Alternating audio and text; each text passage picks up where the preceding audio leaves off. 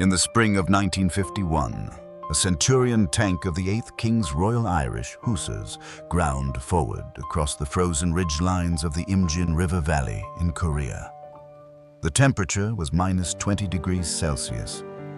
The ground was iron hard, and beneath the engine deck of that 50-ton machine, a Rolls-Royce engine was running. The same engine, in all its essential architecture, that had carried Spitfires over Malta and Lancasters over the Ruhr. Nobody mentioned that fact in the after-action reports. Nobody mentioned it in the regimental histories. The RAF had already moved on. The Army had never thought to claim it. And Rolls-Royce, absorbed in the jet age, had quietly stopped developing it 4 years earlier. The Centurion was Britain's finest post-war tank. It served in Korea and Suez in the confrontation and with 11 Allied armies across 4 continents. It is celebrated in armor histories from Bovington to Canberra. But the engine that made it move, that made all of Britain's post-war tanks move, has no monument, no dedicated volume, no museum retrospective. But the real story of the Rolls-Royce Meteor is not the story of an engine that was overlooked.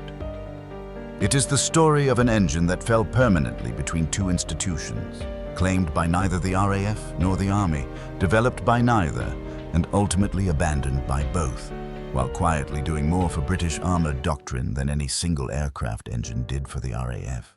By the autumn of 1940, the British Army had a problem it could not solve with the tools it possessed. The campaigns in France and North Africa had exposed a fundamental weakness in British armoured doctrine. Not in tactics, not in crew training, but in propulsion. The tanks Britain sent into the desert were powered by engines designed for trucks, buses, and agricultural machinery. The Valentine used a diesel derived from a London omnibus unit. The Crusader used an American-designed Liberty aero engine, already considered obsolescent before the First World War had ended. The Matilda relied on twin London Passenger Transport Board diesels. These were not combat power plants. They were compromises, products of interwar parsimony and institutional indifference to armored warfare. The General's staff knew it. The tank crews knew it. What they needed was an engine purpose suited to a 40-ton fighting vehicle operating at sustained high load across broken terrain. An engine with the torque to drive tracks through mud, the reliability to sustain a regimental advance, and the power output to give a future generation of heavier, better armored tanks genuine battlefield speed. Rolls-Royce Limited, Derby, had been building aero engines since 1914. By 1940, it's Merlin. Officially, the Rolls-Royce PV-12, developed from 1933 and entering production in 1936, was the defining engine of British air power.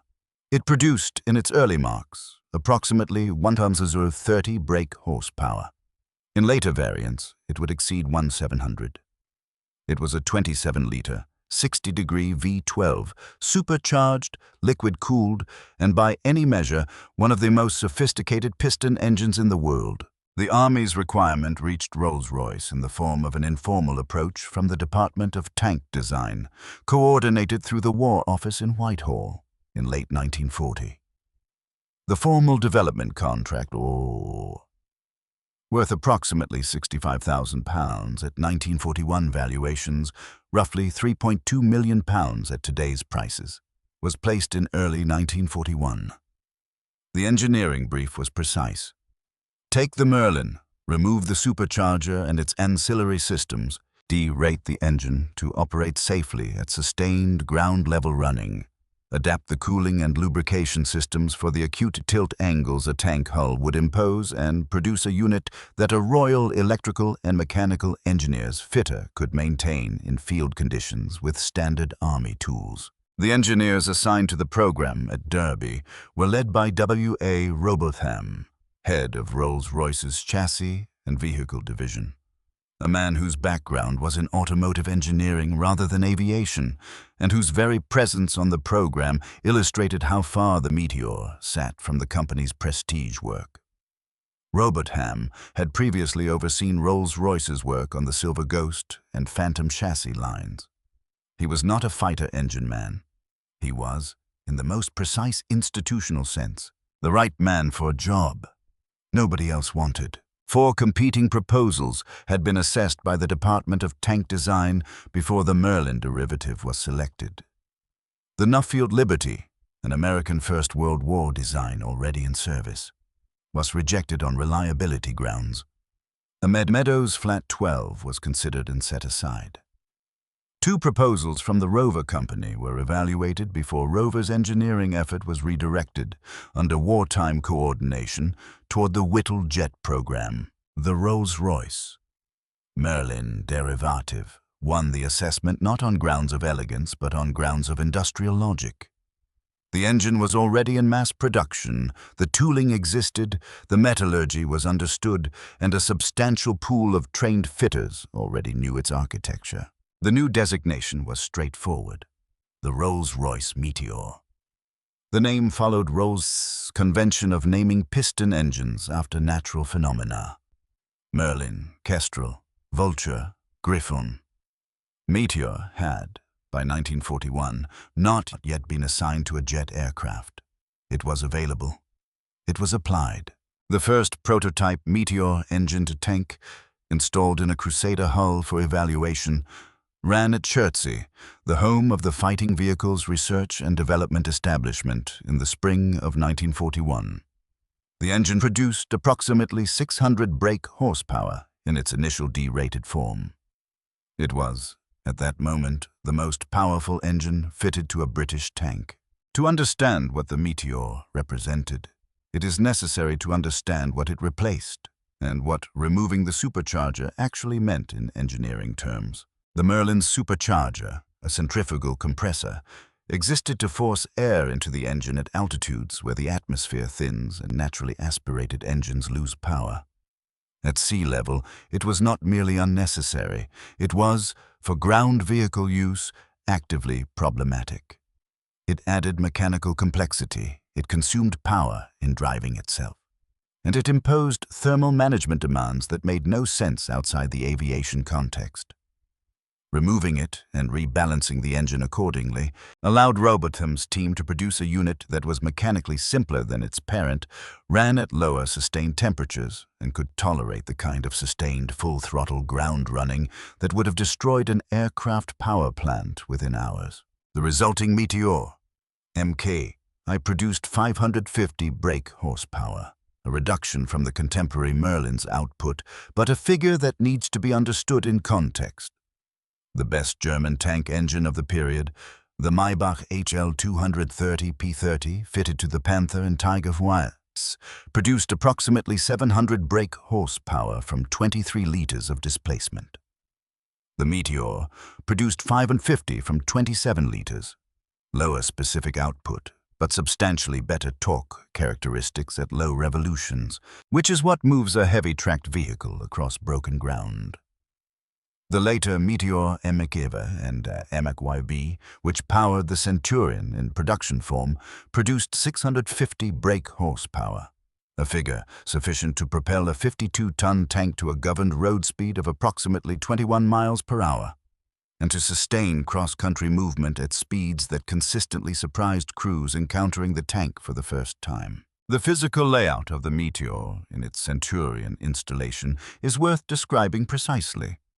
The engine sat longitudinally in the rear hull, driving through a Merritt-Brown Zephyr-1R controlled differential gear box, a transmission arrangement that allowed the driver to steer by varying the relative speed of the 2 tracks rather than by braking one entirely, a significant advance over earlier British practice. The cooling system used 2 large radiators positioned on either side of the engine compartment, fed by air drawn through luves in the engine deck, a layout that imposed specific requirements on the Centurion's hull geometry and which remained substantially unchanged through successive marks of the tank. The test program was conducted principally at Chertsey and at the military ranges at Lulworth in Dorset, the same ranges where Centurion gunnery would later be developed. Early trials revealed 2 persistent problems. The first was oil consumption under sustained high-load running. a consequence of the engine's aviation-derived internal tolerances, which had been designed for intermittent high-power demands rather than the sustained medium-power output a tank engine faces across an operational day. The second was cooling under tropical conditions. The system that worked satisfactorily on Salisbury Plain became marginal in desert heat. Both problems were addressed iteratively through the mid-1940s, with revised piston rings addressing the oil consumption and enlarged radiator matrix dimensions resolving the tropical cooling margin. What the Meteor gave the British Army was not merely adequate propulsion. It gave the Army, for the first time, a tank engine with genuine development headroom. An engine whose underlying architecture was sophisticated enough that improvements could be layered upon it as hull weights grew. The Comet, at 33 tons, used the Meteor. The Centurion, at 52 tons in its later marks, used a developed Meteor. The Conqueror heavy tank, at 65 ton, used a further developed Meteor variant. The MKA-B producing 810 horsepower in that application. This was the engine's central achievement, not peak power, but scalability. It grew with Britain's armoured ambitions. By 1944, Meteor production had been established at the Rover Company's Coventry facility, the same industrial relationship that had earlier characterized wartime aero engine production, with Rolls-Royce retaining design authority and Rover building to Rolls-Royce drawings. This arrangement, replicated from the Merlin's wartime production expansion, gave the Army a supply chain that was already proven under the extreme pressures of wartime manufacture. The decision was made. The program had its power plant. The Meteor-engined Comet first entered service with the 11th Armored Division in 1944. The Centurion, powered by the developed Meteor MK-Y4B, was issued to the 6th Guards Tank Brigade. It arrived in Germany in May 1945, days after the ceasefire. The Centurion did not fight in the Second World War. It arrived too late by a matter of weeks. This fact has sometimes been used to diminish the tank's significance, as though arrival date were the measure of a weapon system's value. The Centurion's real value was demonstrated over the following 3 decades, across conflicts and theaters that tested the Meteor engine against conditions its designers at Derby had never anticipated. At peak production in the late 1940s and early 1950s, the Meteor was being manufactured at a rate sufficient to equip approximately 40 Centurion tanks per month. Total Meteor engine production, across all marks, for all vehicle applications, reached approximately 4,800 units by the time the production line wound down in the mid-1950s. These engines powered the Comet, the Centurion in all its principal marks, from Mach 1 through Mach 10, the Conqueror, and the Cayenne von gun tank and ARV variants. They also powered the FE-404 Conway, the experimental 120mm gun, tank that never entered production but whose ballistic research directly informed the chieftain's armament. 11 nations operated Meteor-powered vehicles. The Royal Australian Armoured Corps received Centurions for service in Korea, where Australian crews operated alongside British regiments and where the Meteor engine's performance under Korean conditions became one of the better documented operational assessments of the type.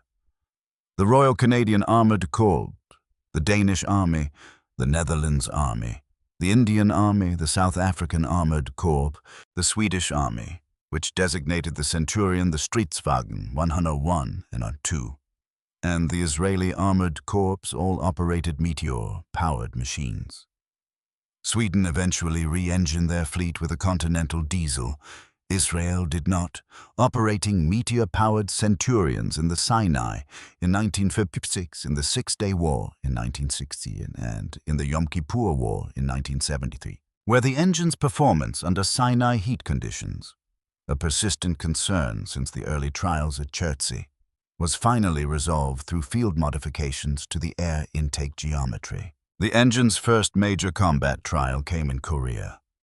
In August 1950, C Squadron of the 8th King's Royal Irish Hussars landed at Pusan with Centurion Mk3 tanks. the first time a British main battle tank had entered a shooting war since 1945. The Imjin River battles of April 1951, in which the 1st Battalion, the Gloucestershire Regiment, was overrun by Chinese forces, involved Centurion squadrons in sustained fighting withdrawal operations over terrain that imposed continuous extreme demands on the Meteor engine. Steep gradients, river crossings, and sustained running in temperatures ranging from -20 to +30 Celsius across a single operational season. The after-action assessment compiled by the Royal Armoured Corps Centre at Bovington in 1952, drawing on squadron-level reports from the 5th Royal Inniskilling Dragoon Guards and the 8th Hussars, noted that the Meteor engine had performed substantially above the pre-deployment reliability estimates. The primary mechanical failure mode in Korea was not engine failure, but track-related. The steel tracks specified for European conditions proved inadequate on Korean rock surfaces, and significant field modification was required. The engine itself required no major modification for Korean service. It simply ran at Suez. In 1956, the 6th Royal Tank Regiment and the 1st Royal Tank Regiment landed Centurions in the Anglo-French operation against Egyptian positions around Port Said. The operation lasted 48 hours before political pressure forced a ceasefire. In that compressed time frame, the Meteor-powered Centurions covered the ground assigned to them without significant mechanical incident. The Suez operations lessons for British armor were largely tactical and political, rather than mechanical.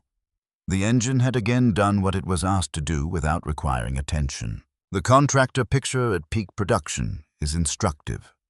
The Rover Company's Coventry facility employed approximately 1,400 workers directly on Meteor production at its wartime and immediate post-war peak. Subcontractors across the Midlands, in Birmingham, Coventry, and Wolverhampton, supplied castings, machined components, and auxiliary systems. The economic dependency of the West Midlands engineering sector on Meteor production was real, if secondary to its dependency on the broader automotive industry. Unlike the great aircraft programs, the Vulcan at Chatterton, the Lightning at Preston, the Meteor's production base was geographically dispersed and institutionally invisible. It was West Midlands metalwork, competent, essential, and entirely unglamorous. The British Army of the Rhine, BOR, maintained Meteor-powered Centurions as its primary armored capability against the Warsaw Pact throughout the 1950s.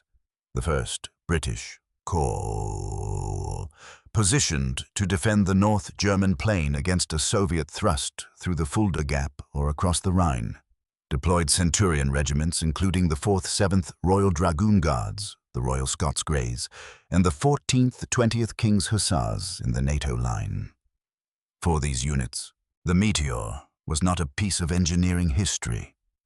It was the engine their lives and the defense of Western Europe depended upon. Then in 1955, the first signs of trouble appeared.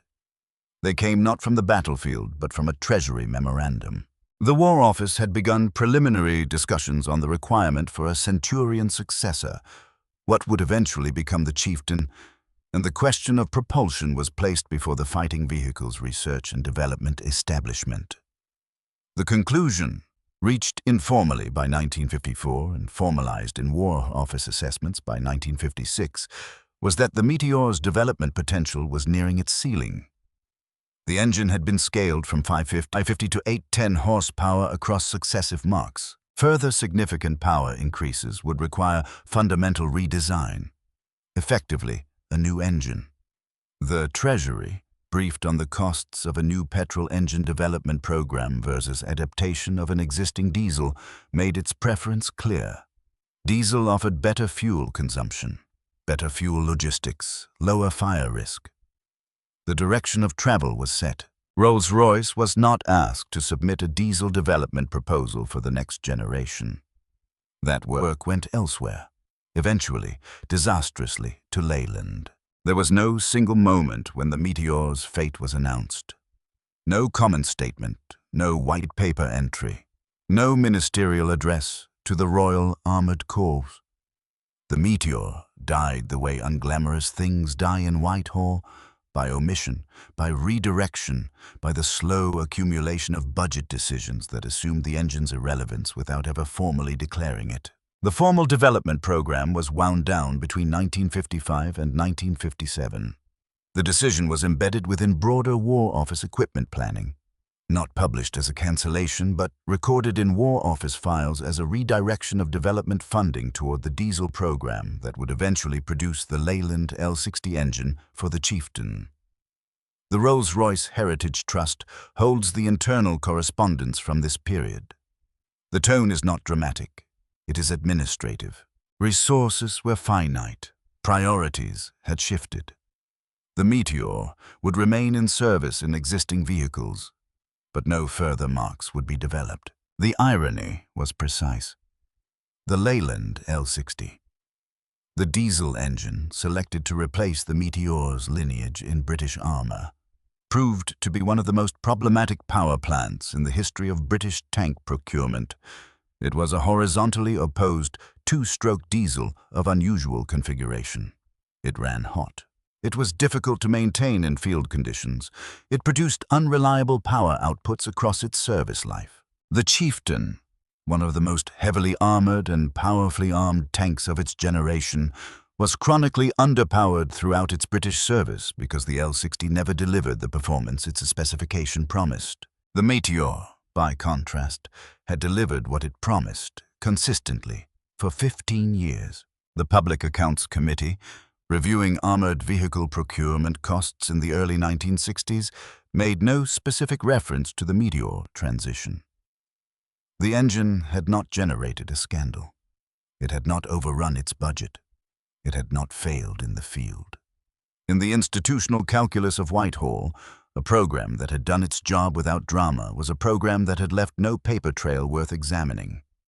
The Meteor was invisible in death, for the same reason it had been invisible in life. It had simply worked. The capability gap created by the decision was real and persistent. The British Army operated Chieftains with underpowered L60 engines, from the tank's introduction in 1966 until the Condor engine replacement program of the 1980s. 20 years of operational compromise. The gap was eventually filled, but not by a British engine. The Challenger, once Rolls-Royce Seavolve, a turbocharged diesel of entirely new design, finally gave British armour the power-to-weight ratio the Meteor's successors had promised and failed to deliver.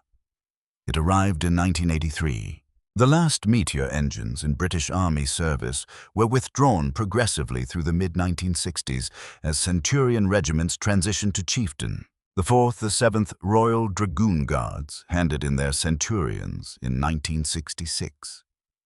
The Royal Scots Greys followed in 1967. Production records were archived. Spare parts stocks were run down. Engine overhaul contracts at the Rolls-Royce facility in Shrewsbury were allowed to lapse. No ceremony marked the engine's retirement, no regimental order of the day, no entry in the Army list. The last Meteor ran in British Army service. Then it did not. The tooling was dispersed. The rover production drawings were filed. Derby moved on. The engine was gone. The Meteor's surviving influence is not difficult to trace. It simply requires looking in places that defense historians have tended to ignore. The engine's most consequential legacy is doctrinal rather than mechanical. The Centurion's combination of Meteor power, the 20-pounder gun, and the Horstmann suspension system established a template for the main battle tank concept that shaped British armoured doctrine, and through British influence, NATO armoured doctrine, throughout the 1950s and into the 1960s. The idea that a single tank type could perform the roles previously divided between cruiser and infantry tanks, fast enough for exploitation, heavy enough for direct assault, was vindicated operationally by the Meteor-powered Centurion in Korea. That vindication influenced American tank development thinking, Australian force structure planning, and the West German Bundeswehr's early equipment decisions. The Leopard 1's design philosophy owes a debt, if an indirect one, to the operational lessons the Centurion proved. The Meteor's mechanical descendants are less direct but traceable. Rolls-Royce's experience of adapting complex aero-engine architectures for vehicle propulsion, the specific engineering disciplines of vibration isolation, sustained thermal management, and field-maintainable modular construction informed the company's approach to military vehicle engine development through the Cold War period. The CV-12 that eventually powered the Challenger was a different engine in every dimensional respect, but the institutional knowledge of what armored vehicle propulsion demanded was continuous. A robotum. The man who had led the Meteor's original development at Derby, the automotive engineer who had been handed a job nobody else wanted, left Rolls-Royce in 1949 before the engine's full operational career had unfolded. He published a memoir, Silver Ghosts and Silver Dawn, which describes the Meteor program with characteristic understatement. A technical problem, competently addressed, efficiently delivered, and thereafter unacknowledged.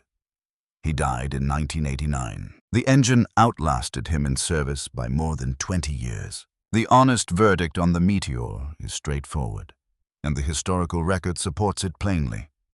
This was a development program that delivered what it promised, on time, at manageable cost, with sustained operational reliability across 15 years of front-line service in conditions ranging from Korean winter to Suez summer. By the metrics of British defense procurement, a field not short of cautionary tales, the Meteor stands as a modest, unglamorous success. It did not revolutionize armored warfare. It did not generate a parliamentary crisis. It did not earn a place in the service histories it made possible. It simply powered British tanks, reliably and without drama, through the most dangerous decades of the Cold War, and was set aside when its moment had passed, without thanks, without ceremony, and without record. The procurement historians have largely concurred. The decision to abandon the Meteor line in favor of a diesel successor was defensible on logistical grounds and catastrophic in its execution, not because the Meteor should have been retained, but because the engine chosen to replace it was not ready, not reliable, and not capable of delivering what the Meteor had made seem straightforward. That, perhaps, is the Meteor's sharpest legacy. Its absence revealed, with painful clarity, how much it had quietly been doing all along. If you found this history valuable, give the video a like. It's the single best signal you can send this channel. And if you want more stories about the aircraft, ships, and decisions that shaped British military power, subscribe to UK Defence Archive. We'll see you in the next one. Somewhere on the tank park at Bovington, a Centurion sits on hard, standing in the autumn light. Its Meteor running, the exhaust note unchanged from the Imjin ridgelines. The same 60-degree V12 turning, unhurried, as it always did, against everything the 20th century sent its way.